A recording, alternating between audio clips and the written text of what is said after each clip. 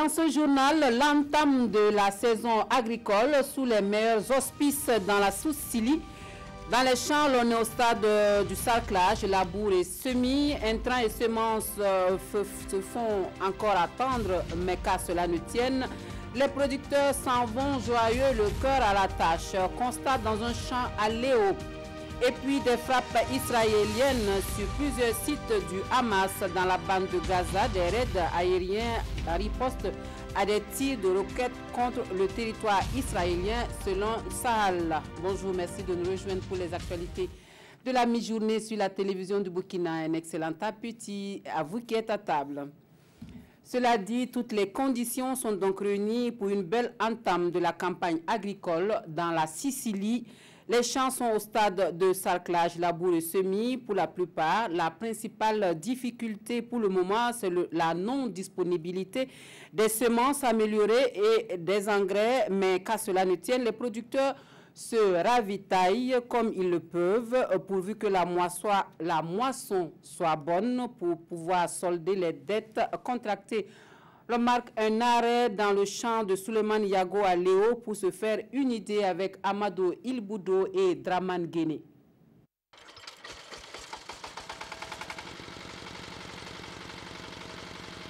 Ce matin, la machine est en pleine forme.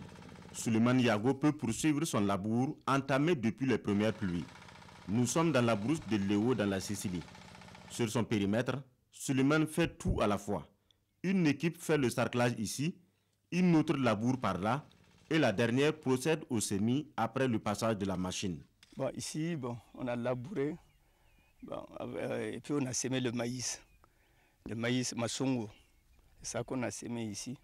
On a 1,5 hectare qu'on vient de labourer, et c'est ça qu'on a semé pour le moment. Pour éviter la déconvenue de la campagne dernière, Souleymane va vite sans attendre personne. Pas même le conseil des techniciens de l'agriculture, encore moins leurs semences. Les semences dites améliorées. C'est nous-mêmes qui stockons notre semence, puisque nous, on nous avait dit même de prendre les semences améliorées. Bien avant l'année passée, on a pris au DPA. Cette année, il n'y a pas eu ça.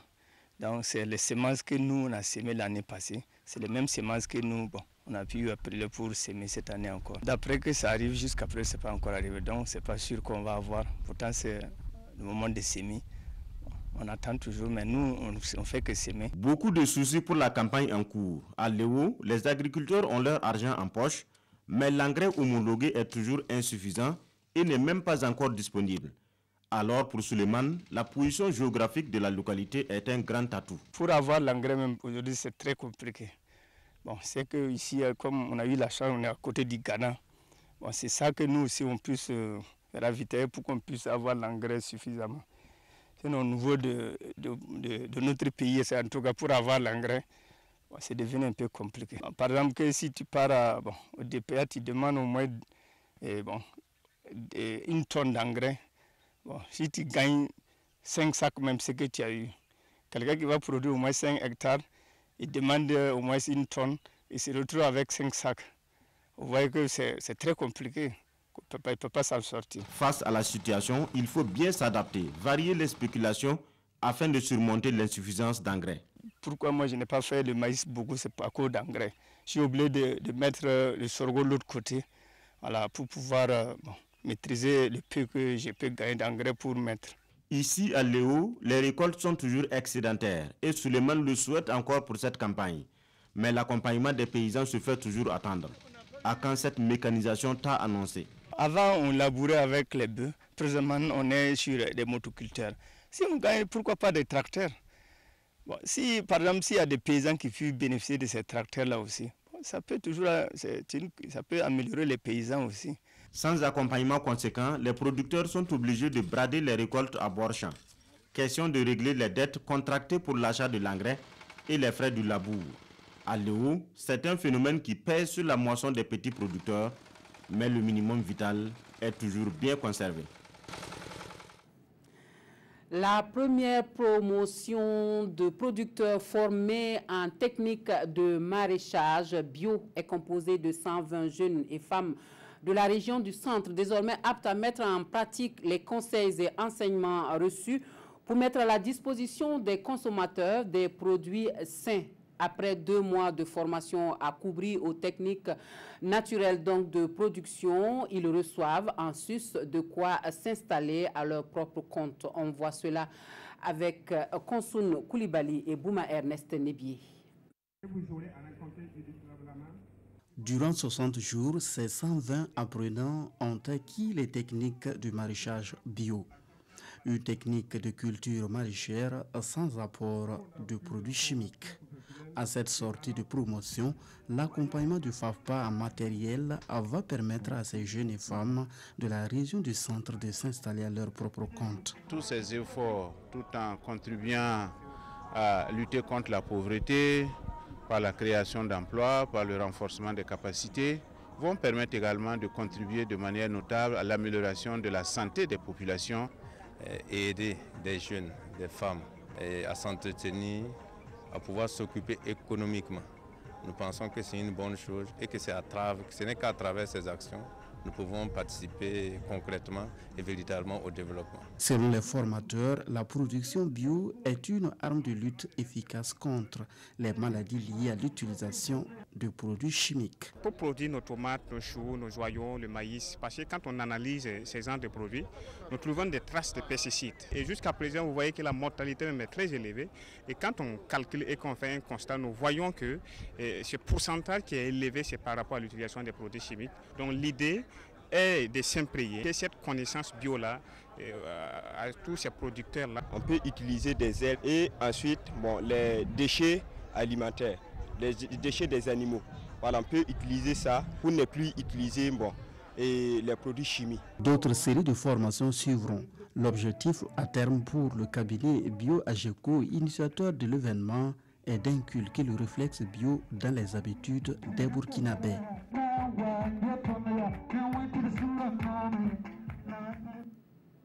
Et ce ouf de soulagement poussé par des femmes à Gassan, elles qui peuvent désormais mener plus facilement leurs activités de transformation et de conservation des produits forestiers non ligneux grâce à des unités de production que leur offre le ministère en charge de l'environnement. La protection des ressources naturelles est aussi à la base de ce geste orchestré par le projet Gestion des zones tampons d'air protégées en partenariat avec le PNUD. Yves Rwamba et Yacouba Goro nous en parlent. Une décortiqueuse, un moulin, un broyeur et des séchoirs, ce sont entre autres les composantes des 6 unités de transformation des produits forestiers non ligneux offertes aux 6 groupements féminins de la région de la boucle de Moune. D'une valeur de plus de 64 millions de francs CFA, ce geste vise à valoriser et à perfectionner les initiatives locales en matière de conservation et de gestion des ressources naturelles au profit des générations futures. Aujourd'hui, la politique du gouvernement, c'est de ramener le couvert végétal du Burkina Faso à 20% d'ici 2020. Parce que nous sommes aujourd'hui autour de 15%. C'est de travailler d'abord à libérer ces zones déjà occupées par les populations et impliquer les collectivités locales. Quand vous regardez bien, nous avons ciblé les groupements de femmes. Ce sont elles qui sont les premières victimes des changements climatiques, des dommages qui sont faits à l'environnement. Cette approche met ces femmes au cœur des questions de conservation des ressources naturelles, mais aussi constitue une opportunité créatrice de revenus sur le plan économique. Les résultats qu'on recherche, c'est la participation des différentes communautés locales qui sont riveraines de ces aires protégées pour la conservation, la protection de ces ressources naturelles.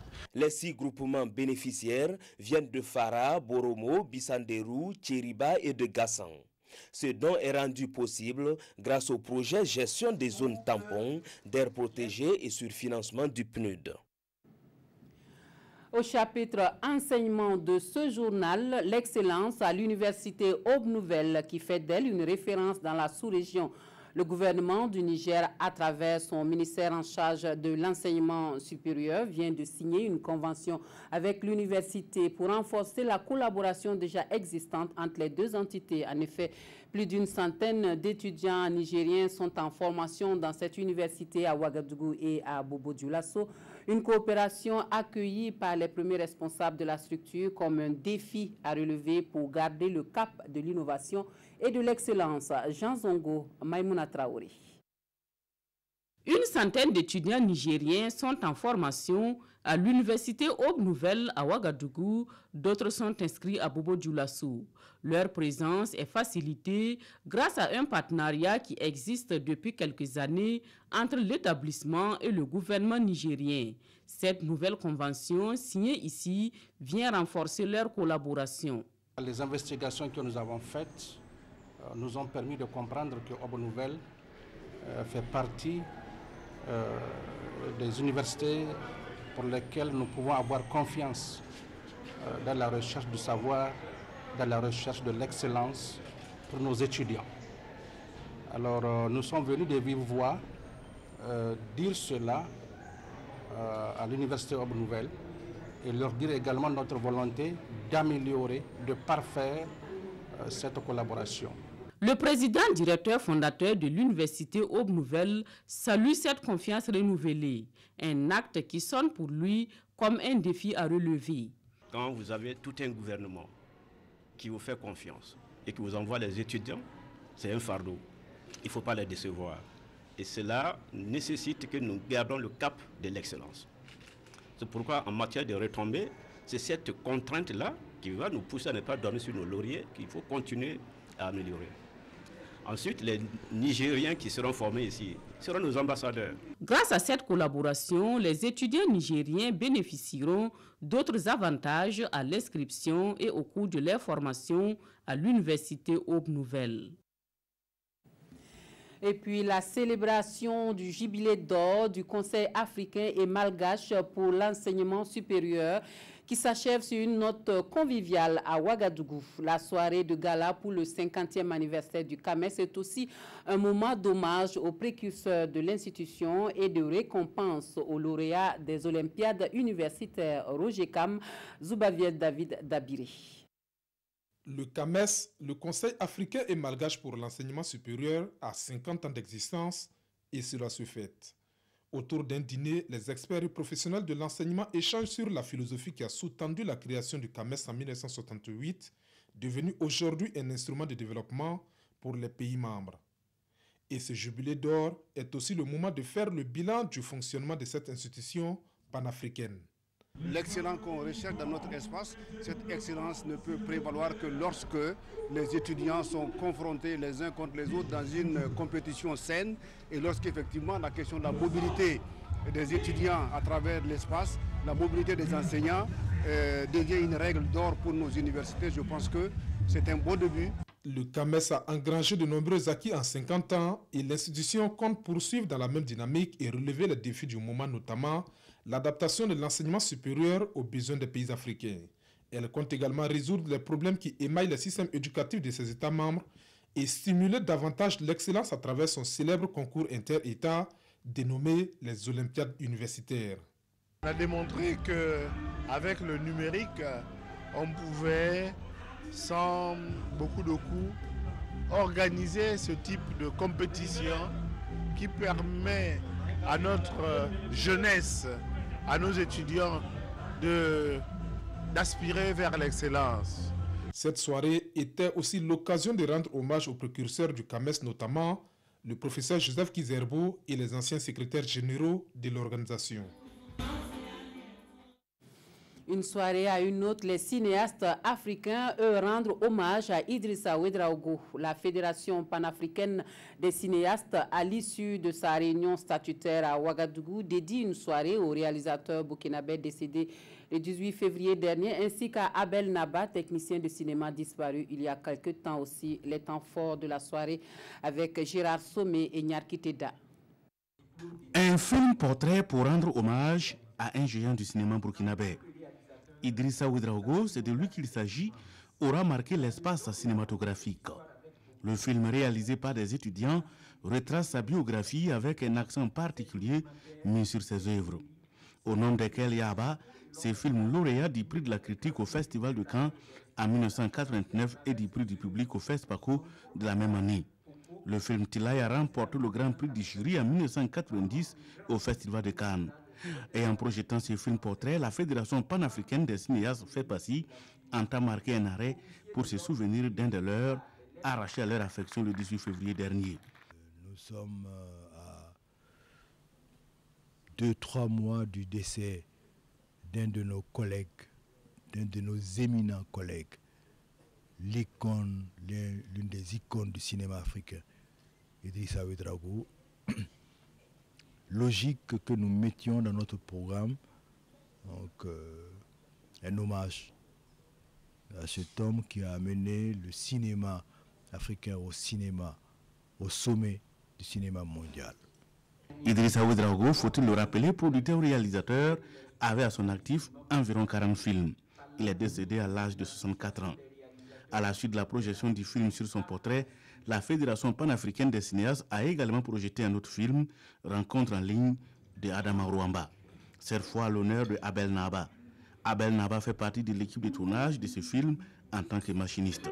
Je le suivais aller sur les films depuis les années 80.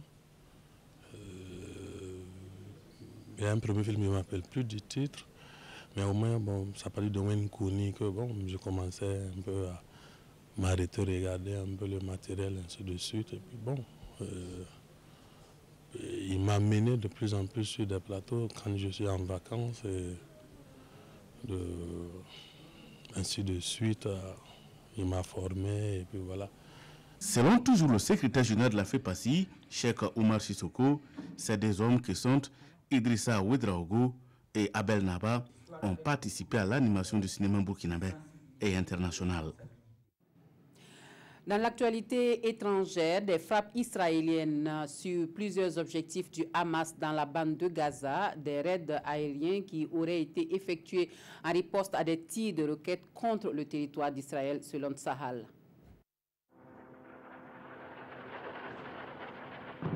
La riposte d'Israël au tir de roquettes partie de la bande de Gaza. Ce dimanche, Tsahal a annoncé avoir mené des raids aériens contre l'enclave palestinienne et frappé une douzaine de sites du Hamas, l'organisation qui contrôle cette zone.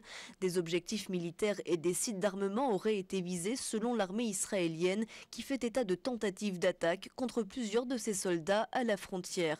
Ces tirs qui ont ciblé le sud d'Israël entre samedi soir et dimanche matin ont succédé aux obsèques d'une secouriste palestinienne tuée la veille par des soldats israéliens près de la frontière entre Gaza et l'État hébreu. Et la fête nationale italienne dans un contexte de bouleversement politique avec l'arrivée au pouvoir du tout nouveau gouvernement Ligue Mouvement 5 étoiles. Les premières déclarations des nouveaux dirigeants donnent le ton d'une politique pour le moins très conservatrice. La fête nationale italienne retentit d'un écho particulier cette année. Aux côtés du président Sergio Mattarella, il s'agit du premier événement officiel pour le tout nouveau gouvernement, à l'issue de 3 mois de délicats pourparlers après les élections du 4 mars. De quoi se mettre en jambe pour le président du Conseil, Giuseppe Conte, avant de s'atteler au dossier politique.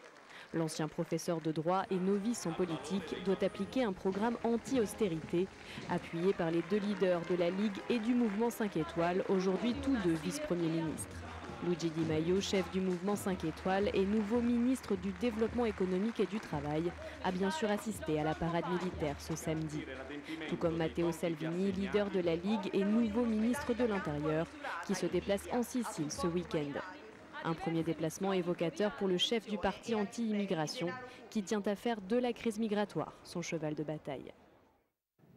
Et pour finir, à Los Angeles, une apprentie pilote effectue un atterrissage d'urgence en pleine rue, en ville. L'étudiante non encore diplômée se trouvait seule à bord de l'appareil qu'elle est parvenue à poser au sol sans incident à cause d'ennuis techniques. C'est une prouesse digne d'un film de James Bond. James Bond ou Ethan Hunt n'auraient sûrement pas fait mieux. Pourtant, il ne s'agit pas du tournage de Mission Impossible, mais d'un atterrissage d'urgence en pleine rue à Los Angeles. Une pilote en apprentissage a effectivement dû poser son appareil au sol à cause de problèmes techniques. Une petite prouesse pour la pilote encore étudiante qui se trouvait seule à bord et qui est parvenue à atterrir sans causer le moindre incident, en évitant notamment les lignes électriques présentes aux abords de la route. Elle n'est pas encore diplômée, mais cet exercice pratique imprévu devrait être de bon augure pour la pilote. Voilà, on s'arrête ici pour les actualités de la mi-journée. Merci de nous avoir reçus chez vous. Toute l'équipe de coordination et de réalisation du 13h se joint à moi pour vous souhaiter une très belle journée dominicale.